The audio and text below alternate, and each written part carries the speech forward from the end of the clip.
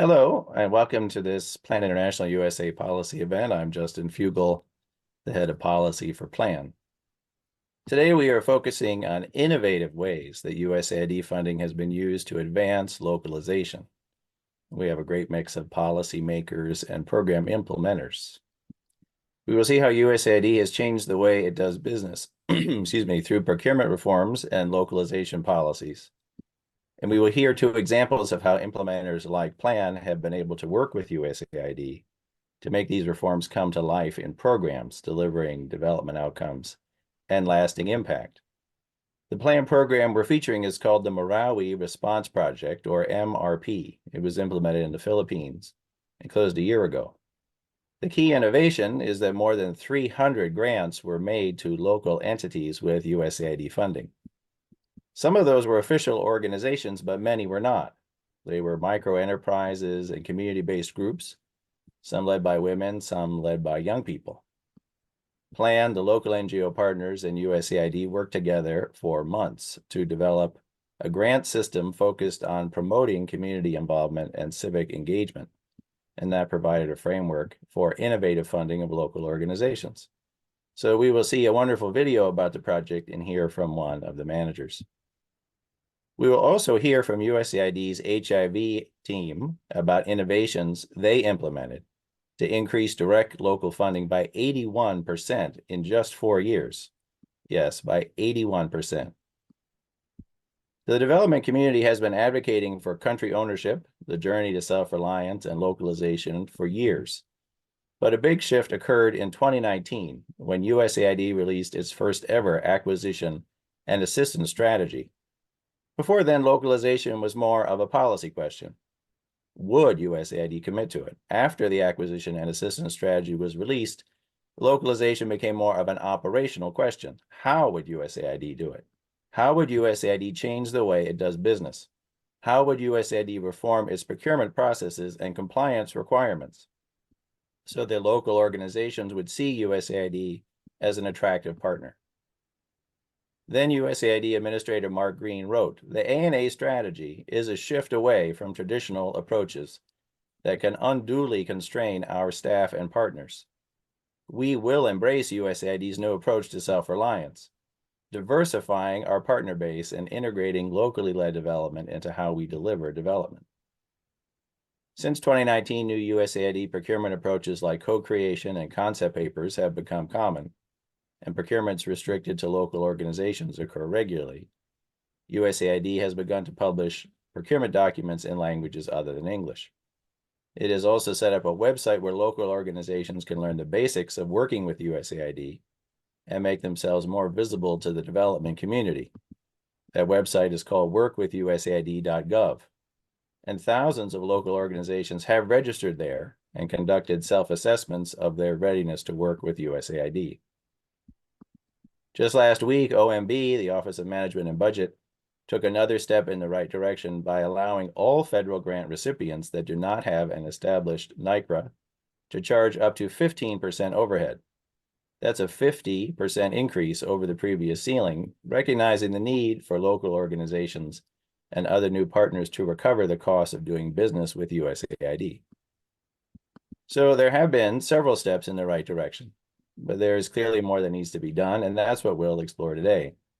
We have two of USAID's key policymakers on localization, Jamie Rogers and Sarah Rose. So let me start by introducing Jamie Rogers. Jamie Rogers serves as Senior Procurement Executive, Chief Acquisition Officer, and Director for USAID's Office of Acquisition and Assistance. He provides senior executive leadership and oversight of USAID's procurement and financial assistance functions, policies, and initiatives, leading the team of over 600 USAID acquisition and assistance professionals worldwide. Jamie, thank you for joining us today. Late last year, you returned to USAID in this new leadership role. You had previously served at USAID through August of 2018. Administrator Green launched the ANA strategy a few months later. So you have this detailed knowledge of how USAID did business before the acquisition and assistance strategy was launched, and now you have returned more than 5 years later to find an agency that has evolved, new models of partnership, staffing, procurement, and acquisition, but that has also resisted change in some respects. So it will be very interesting to know what you see as the most significant A&A reforms that USAID has implemented since 2019, and how you hope to accelerate and expand those innovations. Well, thank you, Justin. I'm thrilled and humbled to rejoin USAID. It's been a wonderful homecoming, and the mission is as important now as it's ever been. I don't think the agency has necessarily resisted change. I think that good things take time. I think we've tried to be smart about how we change and build on lessons learned. Sometimes there's a tendency to overcorrect, but we must act with intention towards everything we do. We have a very important mission, and that requires patience and perseverance and resilience. That being said, I want to create a culture where we increase decision velocity and are nimbler and more responsive to our shifting needs. We already do a good bit in this area, but there is room to do more. There are pockets of innovation across the globe in the A&A arena, and one of my main focuses in coming on board is to elevate and celebrate what's going well and to scale it up across the enterprise. At NASA, I co-led the NASA Acquisition Innovation Lab, or NAIL as we called it, and I want to reinvigorate USAID's A&A labs to empower folks to take more calculated risks and to try new ways of doing business. We can't rest on our laurels if we expect new outcomes and to increase the diversity of our partner base, but we need to be methodical and intentional to do so. So looking back, as I watched from down the street over previous reform efforts, starting with implementation and procurement reform, IPR, to EPPR, effective partnering and procurement reform, it's a mouthful under USAID transformation, to our current localization efforts. Each of these initiatives increased our understanding of how we can better achieve our objectives. And with each iteration, we've seen more progress. There have been a number of notable, significant improvements since 2019.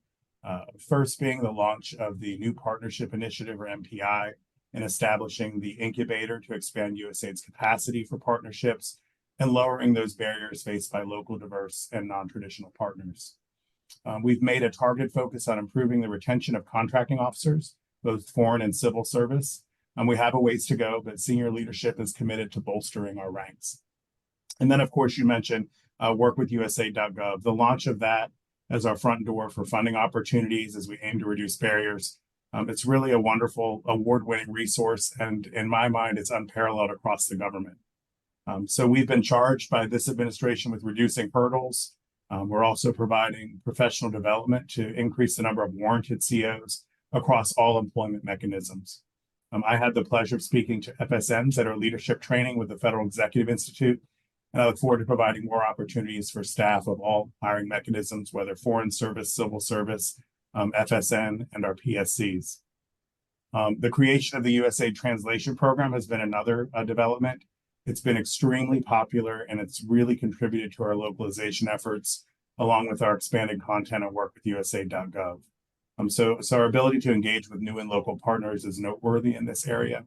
And as most folks know, earlier this month, we translated the entire platform to French and Spanish, with Arabic to follow.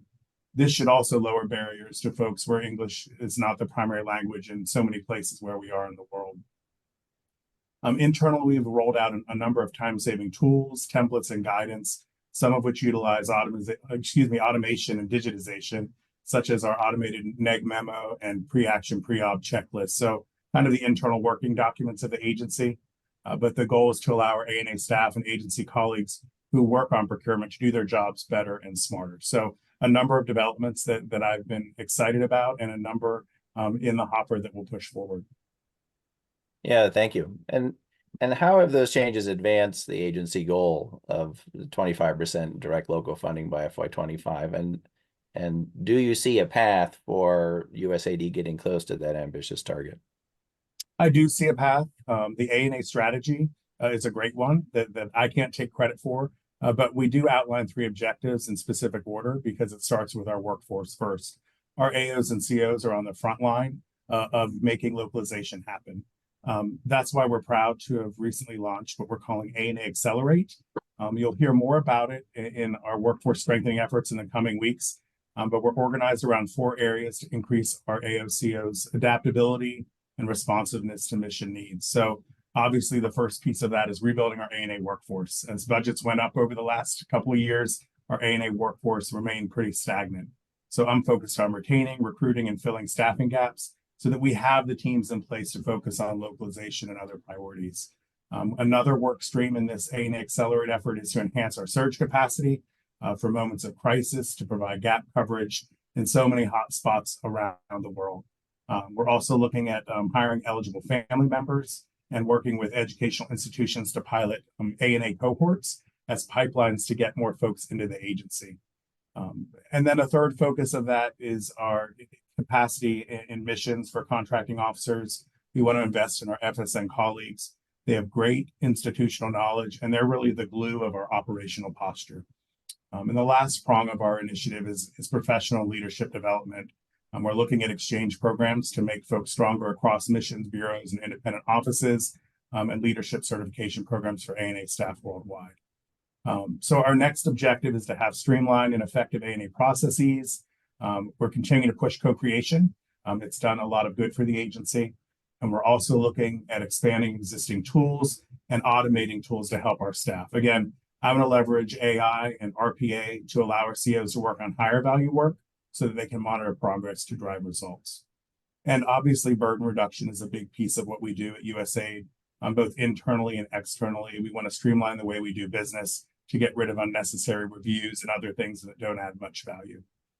So the third objective of the A&A strategy highlights our work in engaging with local entities. I noted the translation with work with USAID.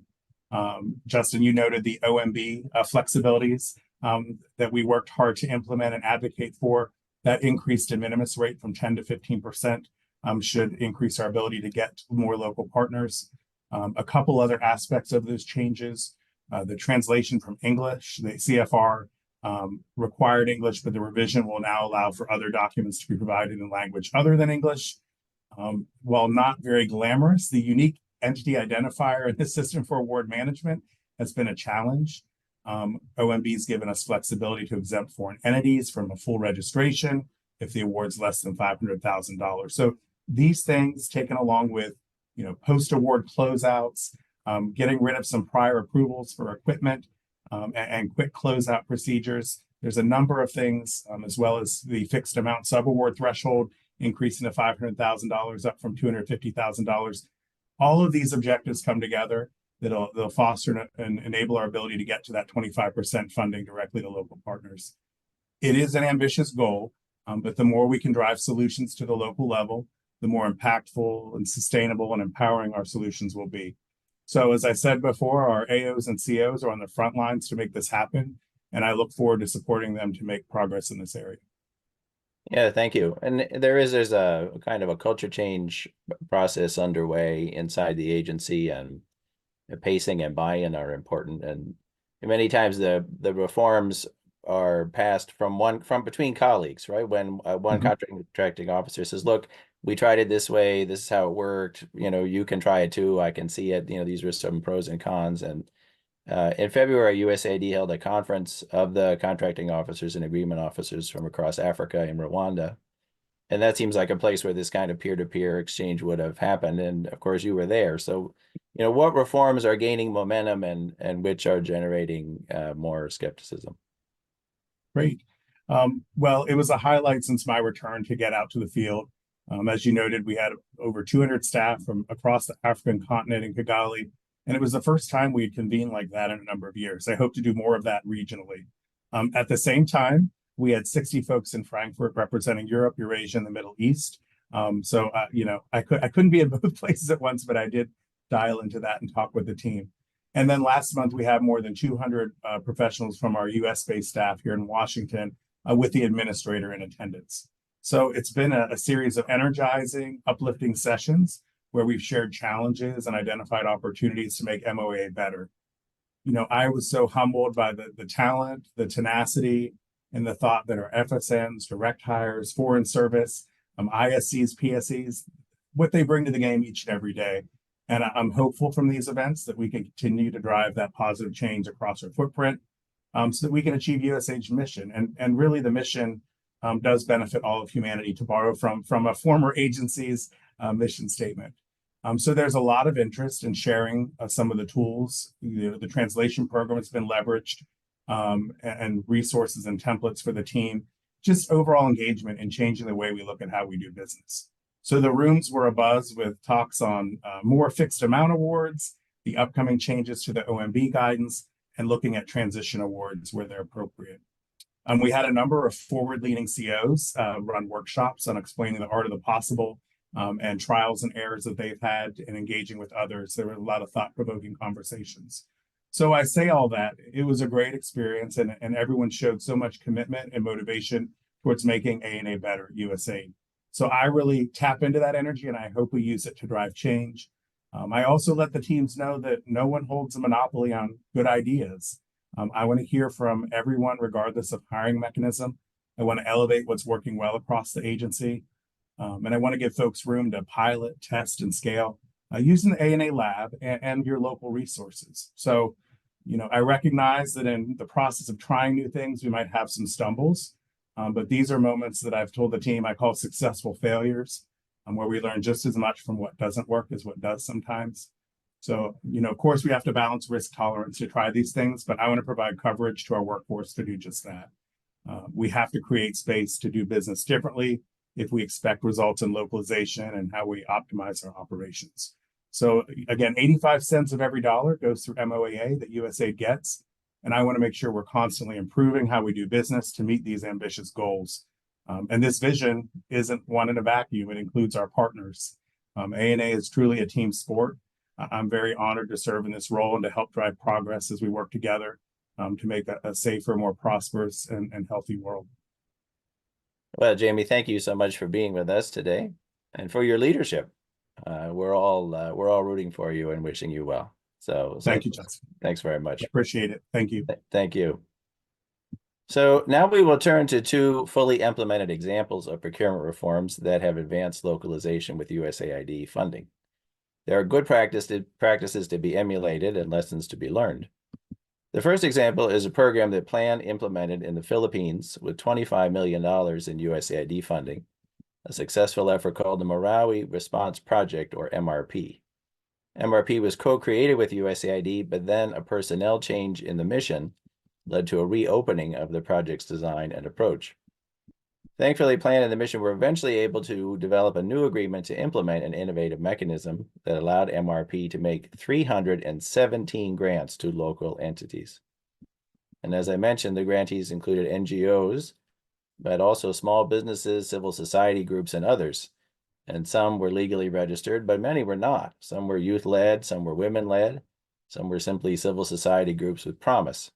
So this is an important example of adapting USAID procurement practices so that the funding could be put to very effective use by the local communities. There's a wonderful closeout video of the MRP program, so we want to share that with you now, and then we will hear about the nitty-gritty from a member of the Plan Philippines leadership team, Bobby Fugnit. So let's see the video now, please.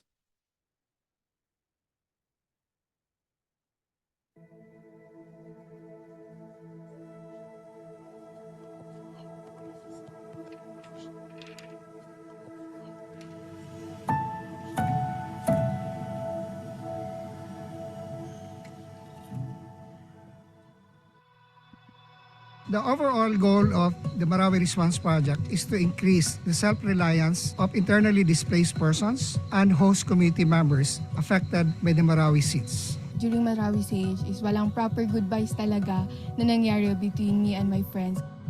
I really tried my best para makipag-socialize sa ibang tao.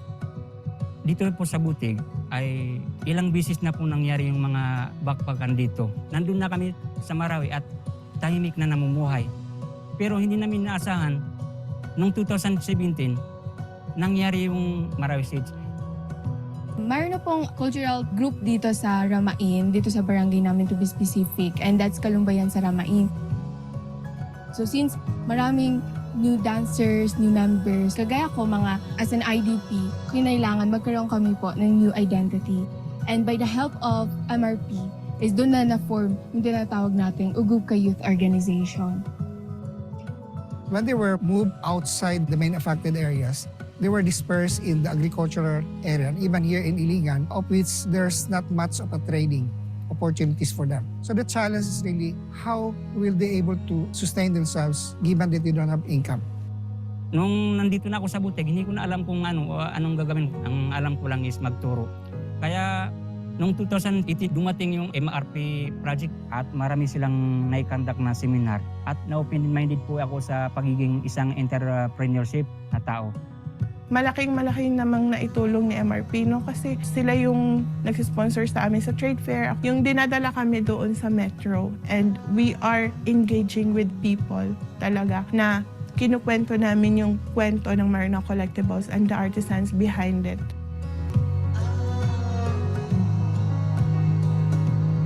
The Barangay Response Project initiated a very specific program on ending gender-based violence. We provided them capacity building for their duty bearers, those involved in helping survivors and victims. Isa po ako sa nakaranas ng early marriage at 13 years old po.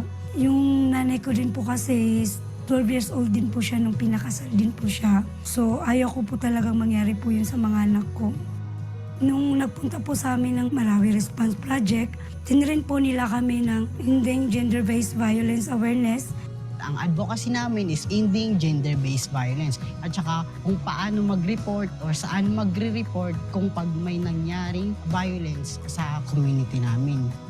Pumapasok na yung parang violence against children. So, na-intriga ako na kasi naranasan ko na yun.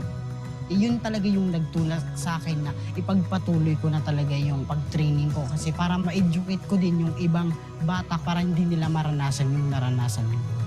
The Marawi Response Project on Gender Program is very good kasi dito na-aware kami.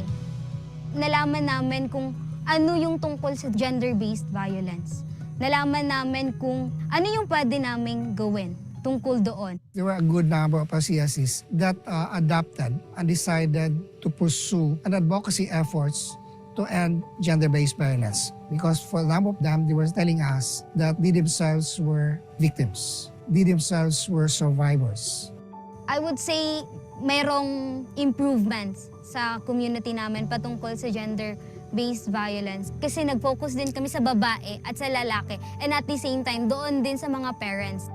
Sobra na po yung pag-improve sa sarili ko ngayon. Kasi hindi po ako nakapagtapos. Siyempre, grade 5 lang po ako noon. Lalo na po ngayon na ang dami ko na pong experience yung pagiging isang ina at saka isang babae sa aming community na pinapakinggan na ngayon. Pinaka-importante siguro sa lahat is lalo na po sa aking mga anak. Kasi karamihan po sa mga anak ko is babae. Na ayaw ko pong mangyari po sa kanila yun. Kaya hanggang bata pa po sila, gusto ko po talagang malaman nila yung mga karapatan nila bilang isang mga anak. Thank you, Marawi Response Project, because you didn't only heal us, but at the same time, you made us heal other people.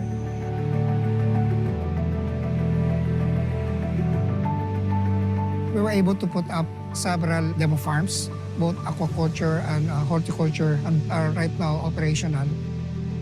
Sa akin pong nakikita, malayo na po yung narating ng aming farming, aming organisasyon. Kita po natin yung mga achievement or yung mga successful na nangyari sa amin. Gaya nitong adsal, dahil po sa tulong ng mga agency, kagaya nitong USAID Plan International.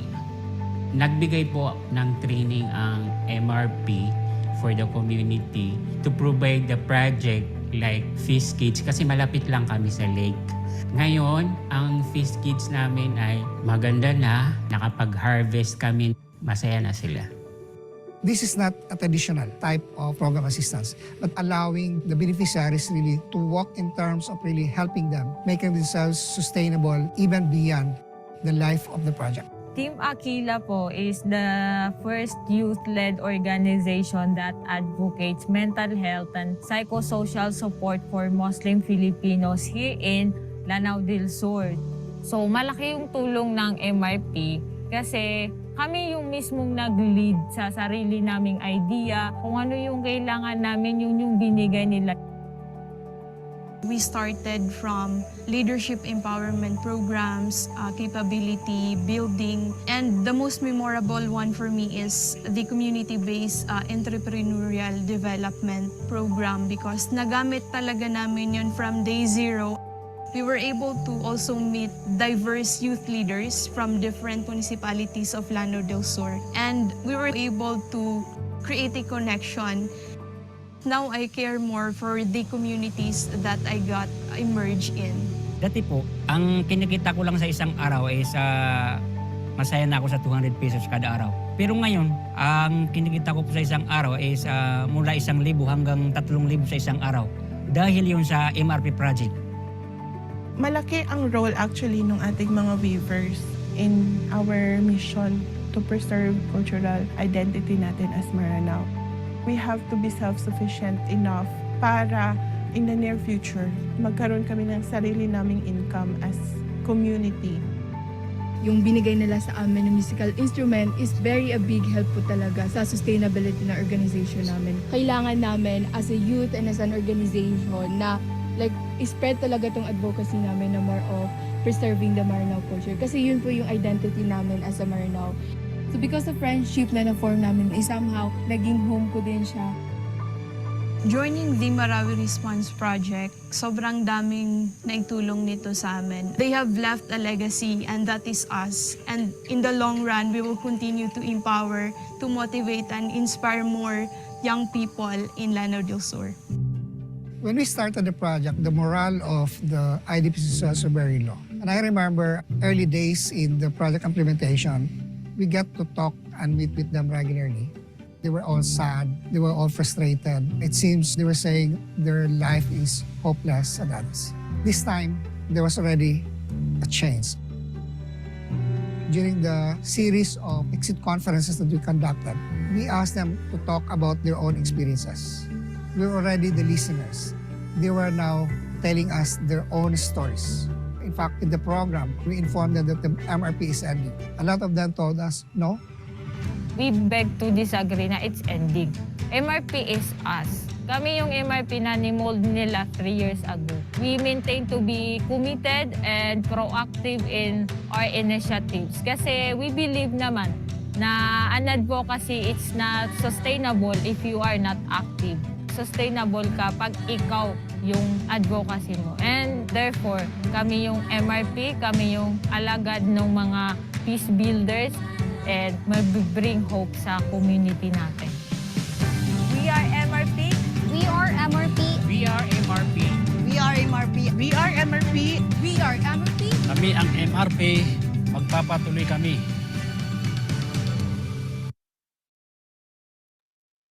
So it's wonderful to see people identify so strongly with the program. And it says a lot about the impact of community engagement and local funding. So to follow up now on the nuts and bolts of the local funding mechanism developed by Plan and approved by USAID, we will hear from Bobby Fugnett of Plan Philippines. It's about 10:30 at night in Manila, so thank you, Bobby, for staying up late to join us. Bobby, what was the development goal Plan Philippines was trying to advance with the local funding innovation you proposed to USAID? Thank you, Justin, and to everybody. Greetings of a pleasant day from Manila, Philippines. To your question, the overall goal of MRP is to increase the self-reliance of internally displaced persons and host community members affected by the Marawi siege that happened from May to October 2017. To achieve this purpose, the project will accomplish two intermediate results: the economic conditions of IDPs and host communities improved, and social cohesion of IDPs and host communities strengthened. The two key areas, social and economic, are basic building blocks to attain self-reliance. While those affected by the conflict need to be productive and cease to rely on handouts, family and community self-reliance rests on the interconnected public and private activities that enable a group to get on without substantial external aid. Rather, the ability of its individual in a given displaced group to maximize their earning potential. If not for these goals, the problem, seemingly because of the influx and prolonged stay of IDPs in surrounding communities, stresses the already limited ability of these communities to provide sufficient levels of basic services. The IDPs need to build on their livelihoods and self-reliance to avoid dependence on the dole-outs and other basic support. And yeah, so here's the question I think is the biggest question of all for our seminar today. How did Plan and MRP convince or co-create with USAID so that they would approve this funding innovation for the local grants? Okay, that actually is a long process, and there was back and forth of ideas. Since the MRP project is a complex and challenging project to implement in the context of the Mindanao area, compounded by the 5 months Marawi siege that destroyed the city and the surrounding communities, there was a 2-week co-creation workshop that was conducted and attended jointly by USAID technical or program teams, Plan International, the USNO, and Plan Philippines. The co-creation team focused on developing a concrete plan, considering the situation of the IDPs and the host communities where the IDPs were seeking to build their lives after the siege.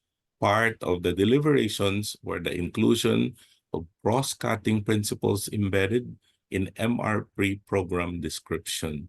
And these are advancing leadership opportunities, promoting the active participation of youth, women, and girls, partnering with and ensuring the participation of civil society and the private sector, actively employing adaptive management, utilizing timely and appropriate communications to empower project participants and beneficiaries, countering violent extremism, utilizing in-kinds packages to facilitate community agency, ensuring a do-no-harm approach, implementing for sustainability, and employing experimentation and research to advance our knowledge base and achieve program outcomes.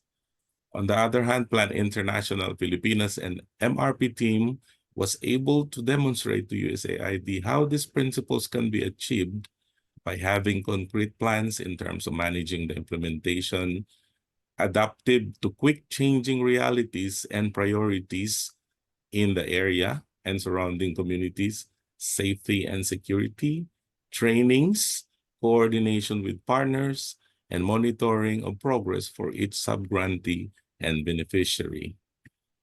Originally, the plan was to provide a cash grant using the cash for work model, which the team considered non-viable at the time, considering the context and practices in the surrounding communities.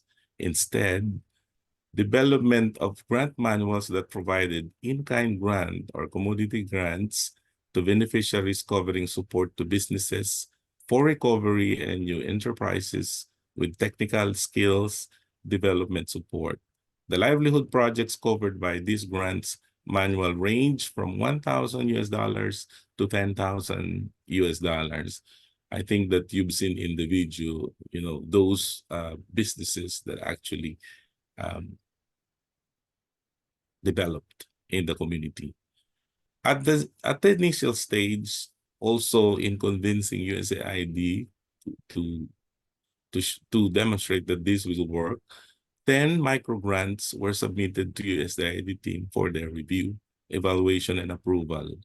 A quick assessment was made by USAID to determine if the 10 microgrants packages followed exactly what was laid down in the grant manual process. It was their determination that procedures were followed, including the required vetting of beneficiaries. USAID Philippines procurement team issued a formal notification that delegated the authority to approve grants proposals up to $10,000 per grant and specifically authorized the MRP chief of party as an approver of these grants. Thanks, Justin. Right, and that was the big breakthrough. So it's a great example, and as you said, you can see in the video really a wide variety of different groups and kinds of enterprises and kinds of organizations benefited from those grants. So That's right. so Bobby, thank you very much, Most welcome. and have a good evening. So let me turn now to our second example of a fully implemented program approach that advanced localization at USAID. This is really a portfolio of programs implemented by USAID's HIV office. 2 recent peer-reviewed journal articles by USAID's HIV team demonstrate that between FY18 and FY22, those programs expanded annual direct funding to local partners by $345 million, which was an 81% increase. The surveys also showed that the local partners were delivering program results and managing compliance at similar levels to the US-based implementers. So this is an important example on the program side and the compliance side of what can be done when program and procurement staff work in partnership to make the system work as well as it can. To learn more about the best practices and lessons learned, we are joined now by Debbie Khalil, Public Health Advisor in USAID's HIV/AIDS Division. Debbie, thanks for being here today. Debbie, let's start with the programmatic reason for shifting to direct local funding. What was the development problem that USAID was trying to solve by making this shift? Great. Thanks, Justin, for having me. I am thrilled to be talking about our lessons from our localization approach. First, to just say local NGOs and government partners are at the forefront of our HIV response and are really essential to PEPFAR's sustainability objectives. It's the local organizations that are on the ground doing the work, and they will continue to work and serve people living with HIV long beyond PEPFAR existence in a country. So we think providing direct funding to those local organizations really shifts decision-making power to the people, to the organizations and institutions that are driving change in their own communities and countries. This enables more local leadership of our PEPFAR programs, which we think leads to better programming overall. By investing in people and organizations that are closest to the people we're serving, our HIV programs are more relevant and lead to better results. So this is really key to sustainable HIV programs, health programs, and we think really sustainable development overall, which is a fundamental part of how USAID works. Thank you, Debbie. And so again, here's the big question. What procurement and other approaches did the team use to help deliver this rapid shift of funding to the local entities? Yeah, great question. So first, I just want to say that we think localization can be done, and our lessons from our USAID HIV program are proof of concept that we can really move the dial, increase local partner funding if the right factors are in place. And I'll say many people at the start, when we began to do this in 2018, said, it's not going to work. It's impossible. We've tried this before and it can't be done. So I just want to toot our own horn for a little bit and say, yes, we, as you noted, have had really impressive shift. I'll update slightly your numbers that we now are projecting in FY24 that over $1 billion will go to local partners delivering our HIV portfolio. Wow. That we have not just increased the dollar value, but we've increased the number of partners that we're working with. We have over 200 local entities, both NGO partners, private sector partners, and government partners at both a national and subnational level working to deliver our programs. I also want to note that it's not just that we've given them money, but that they're actually delivering our portfolio. So in this last fiscal year, our local partners helped over 21 million people learn their HIV status. They provided HIV treatment to over 5 million people. That represents 70% of all of our treatment portfolio from USAID. So it's a huge portfolio. It's not just a proof of concept with a small piece, but really a large program, large dollars, and large results. As you noted, those local entities are delivering programs on par with international partners, sometimes even better. But the question you asked is how, and I think that's the critical one here that we're focusing on. So we've sort of boiled it down to 4 factors that we think really helped make this transition successful. So the first factor is that we intentionally planned and really specifically worked with missions in our PEPFAR countries to develop 3-year procurement plans. They were very detailed plans that laid out how we were going to increase local partner funding.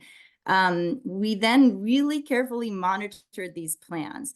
Those plans had in place ideas about landscaping of local partners for missions to be able to think through what organizations are out there. Some countries really went through a really thorough vetting process to see organizations that were sort of outside of the normal ones we were working with, what other additional ones were in other geographic or technical areas. Many of our countries also built on strong local sub-partners that had been delivering PEPFAR programs for a decade or more under international partners. They had the technical skills to deliver the programs. They were already very successfully having strong results technically, but in many cases just had never received a direct USAID agreement, and so needed some capacity strengthening to understand how to work with USAID or to build some organizational components for receiving funds. We also used, in some cases, transition award authorities, and we modified some of our international agreements to have this kind of authority in those awards to then help international partners really focus on building capacity and transition new awards to local partners. As I noted, we also have been really intentional about working with government partners, and we explored opportunities to grow our government-to-government agreements and think through ways of working with government partners at a national and subnational level. I think it was noted already too, many of our teams where the marketplace allowed for it, restricted competition to local partners, where based on the landscaping, we knew there was a strong base of local organizations. We worked with our OAA teams to restrict to local, and then had a lot of great awards that came out of that for local organizations. That's sort of our first factor. Our second factor was that we monitored these procurement plans very carefully and monitored the transition. So almost on a weekly basis, we were talking from our headquarters team to our country teams to see how those procurements were moving. Where there were barriers or delays, we provided support. We often had people go out from headquarters to help move procurements along, or even supported through some organizational capacity strengthening work to help organizations where they had targeted needs. So we really carefully monitored, supported, and then as those awards got moving, we also then monitored the success of those awards and how they were being implemented and delivering on results. A third area we worked on was investing in capacity building. So organizational capacity building, I noted for some of our local partners, was a key area that many countries identified, USAID teams identified, but local organizations themselves identified some needs. And then we also really focused on building capacity of our USAID staff in managing local partners and helping them connect across missions where they had experiences and successes already. Jamie noted the success of bringing together our USAID teams to learn from each other. And we found that we really benefited from this. We had local partner annual meetings from the start of this work, where we brought together USAID mission teams and headquarters teams, as well as local partners themselves, to share lessons and best practices. And finally, I want to highlight that we had really strong leadership support. So that was really critical to helping keep this on everyone's agenda and to hold ourselves accountable to the progress. We had leadership support in our Office of HIV/AIDS and the Global Health Bureau. We had mission director champions that really were advocating for this even before this transition started, but continued to push. And then even up to the agency front office, where we had a huge amount of support that really helped us overcome some barriers and obstacles in moving this forward. It is important that we also didn't just engage with health as a sector on its own, but we reached out and connected and built alliances with colleagues in the Office of Assistance and Acquisition, in our Chief Financial Office, program officers, general counsel, and in the field. All those same actors were part of the work to move this forward. We had this really all of mission approach to advance this goal, because it takes everybody. It doesn't just take health directors or health officers to move this forward. It takes everyone in a mission to advance this goal. Yeah, no, thank you so much. And I think that's really key to why this works so well. You have the partnership with procurement and with the general counsel, as you said, and everybody at USAID was taking their part of this toward the same goal. And so now that you've got this documented and published in the peer review and have shared this experience, have other parts of the Global Health Bureau and other bureaus shown interest in learning, how you did this and taking it forward in their own work? Yes, for sure. So, as I noted, within our HIV portfolio, we've been working on this since 2018, really 6 years of concerted effort. But now it's been very exciting to see USAID take this on across the agency and Administrator Power announce these goals for direct funding, and even beyond direct funding, the goals around pushing for more local leadership in all of our programs. Our HIV portfolio now has delivered about half of the total local funding obligations in FY23 for the whole agency. So I think there's so much we can learn from what we've done to share with the rest of the portfolio. We've engaged extensively with the localization working group and shared our lessons. And we are also learning from other sectors and other countries about their models and successes as well.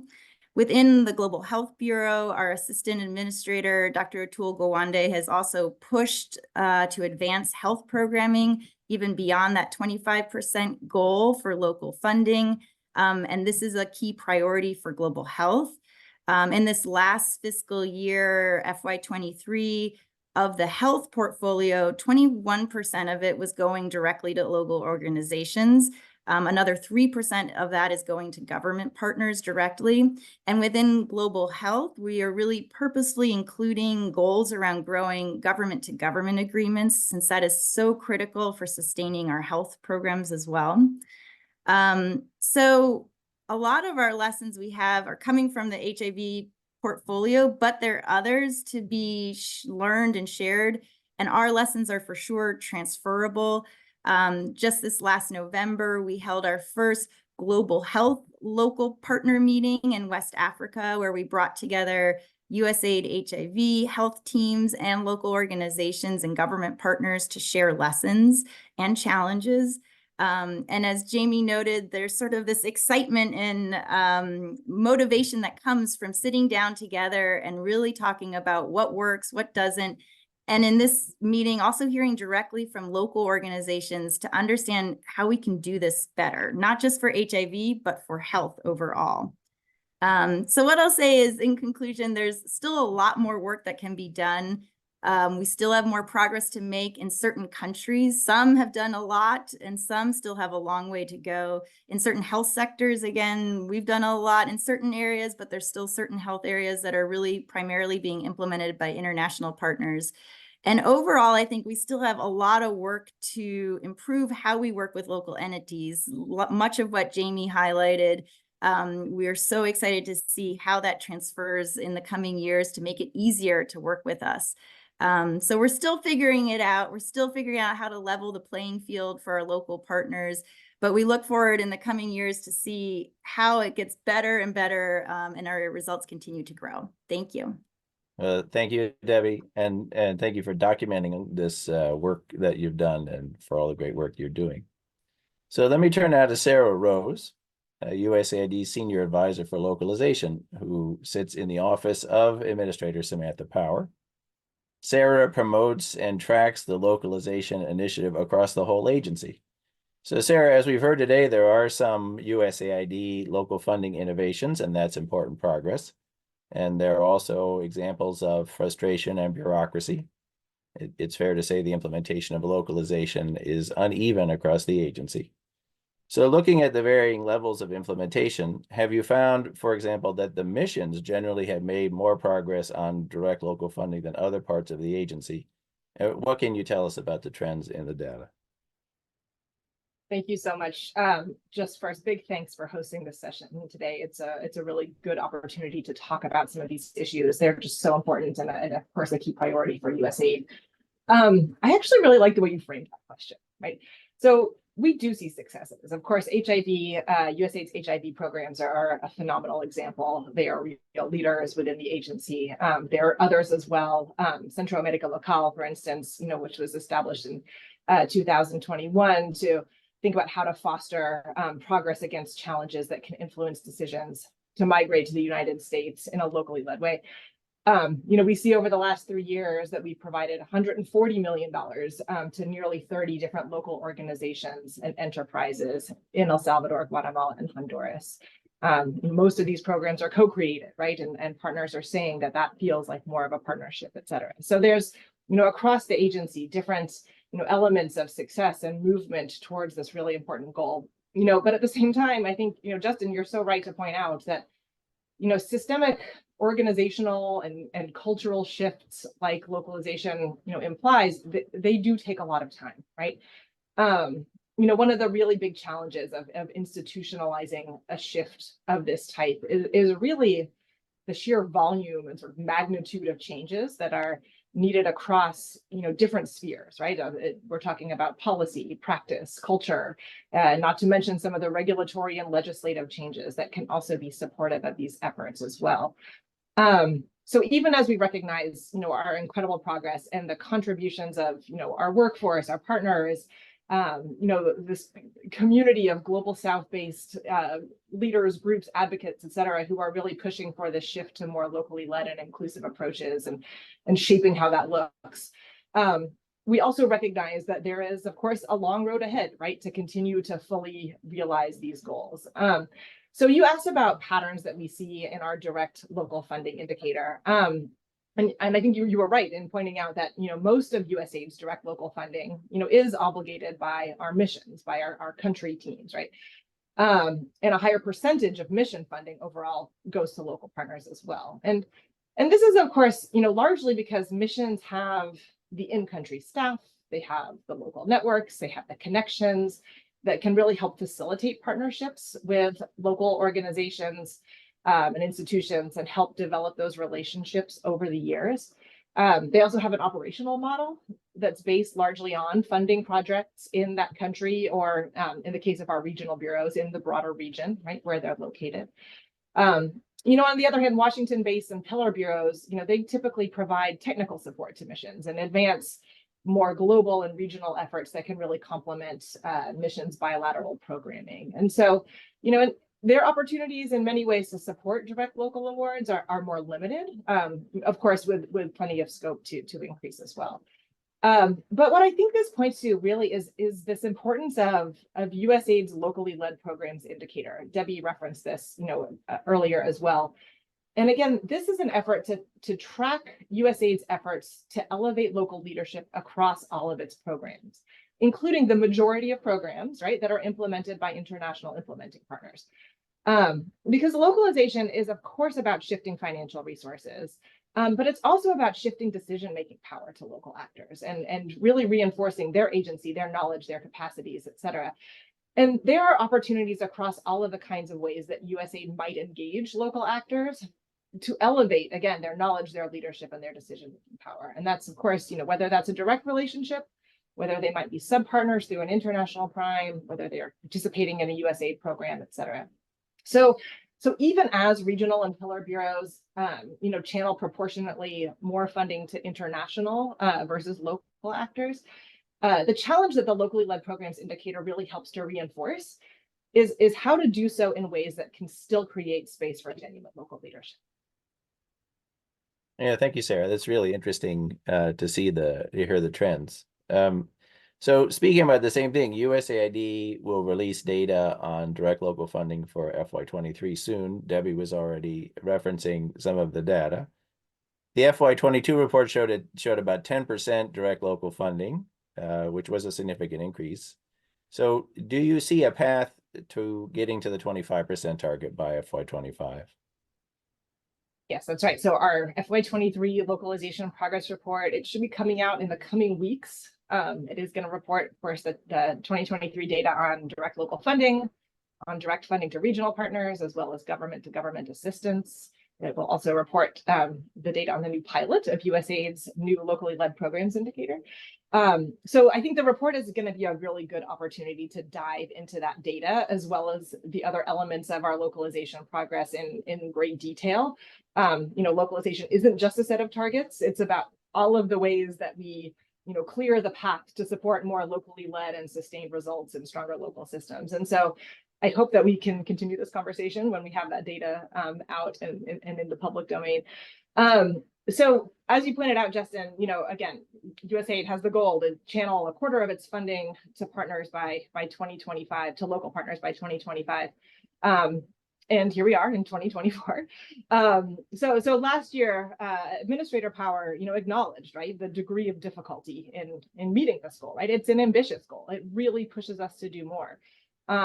If it weren't difficult to meet, though, it would be too low for a target, right? And so I think the most important part is that the impetus for moving towards this target remains no matter what, right? There is so much consensus now around both the ethical and the practical value of inclusive and locally led development and humanitarian assistance. It reflects the priorities, capacities, knowledge of those our work seeks to benefit, and it is the path to more effective programs and more equitable and sustainable results. And so it is critical just to keep working towards it. And so we are committed to doing so.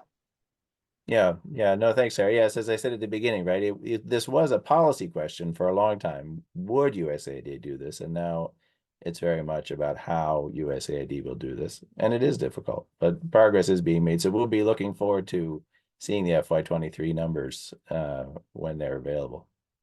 Well, thank you all for this fascinating discussion of what has been accomplished on the path to localization and what remains to be done.